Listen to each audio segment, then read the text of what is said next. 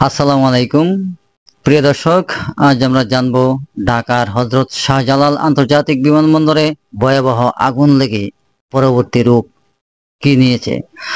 আগুন নিয়ন্ত্রণে এসেছে কিনা, যারা ফেসবুক পেজ থেকে দেখছেন ফলো দিয়ে সঙ্গে থাকুন।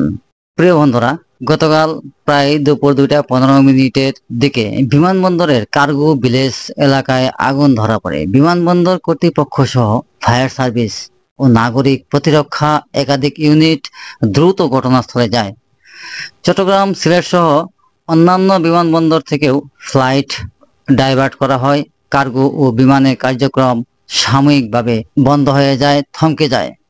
বৃহৎ সংখ্যক ইউনিট, প্রায় 36 থেকে 37টি ফায়ার সার্ভিস ইউনিট, সেনাবাহিনী সহ ওই পরিবারের সাথে কাজ করে আগুন নিয়ন্ত্রণে আনা হয়।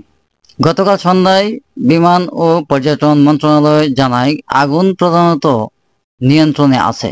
বেশ কিছু সংবাদ মাধ্যম বলছে আগুন পুরোপুরি বন্ধ হয়নি এখনো, তবে বড় বড় ধ্বংসস্তূপ থেকে বা ধ্বংসের রূপ থেকে রক্ষা পাওয়া গেছে।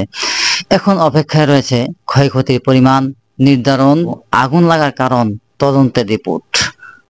প্রিয় দর্শক, আসলে কি সঠিক তদন্ত বেরিয়ে আসবে কিনা, প্রশ্নটা আপনাদের মাঝে রেখে গেলাম। প্রিয় ভাই বোনেরা, আজ যা শিখলাম, প্রতিকূল মুহূর্তে সমন্বিত প্রচেষ্টায় বড় বিপদ ঠেকাতে পারে। বিমানবন্দর যেমন একটি গুরুত্বপূর্ণ নোড, সেখানে নিরাপত্তা তৎপরতা বিশেষ প্রয়োজন।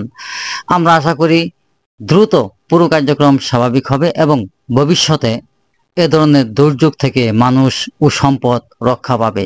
ভিডিওটি ভালো লাগলে লাইক, শেয়ার করুন এবং আমাদের সঙ্গেই থাকুন। আল্লাহ হাফেজ।